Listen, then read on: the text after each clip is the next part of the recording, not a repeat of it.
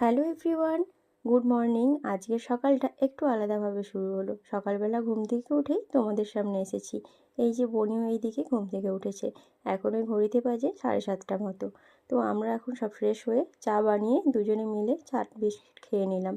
তারপর স্নান করে ফ্রেশ হয়ে ঠাকুরের পুজোটাও কিন্তু এখন সেরে নিচ্ছি, কারণ আমরা এরপরে বেরোবো। আর বনির এখানে ছোট সিংহাসনে কত সুন্দর ঠাকুরগুলো রয়েছে দেখো।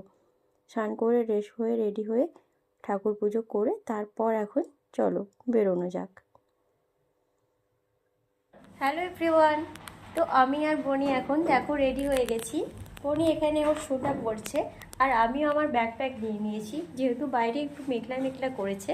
তো তাই ভাবলাম সমস্ত কিছু, ওতে ছাতা, জলের বোতল সমস্ত কিছু নিয়ে কিন্তু এখন রেডি হয়ে গেছি। তো কোথায় যাচ্ছি, তো সারাদিন কী করবো সেটা তোমাদের সাথে তো অবশ্যই শেয়ার করব। তো চলো এখন যাওয়া যাক।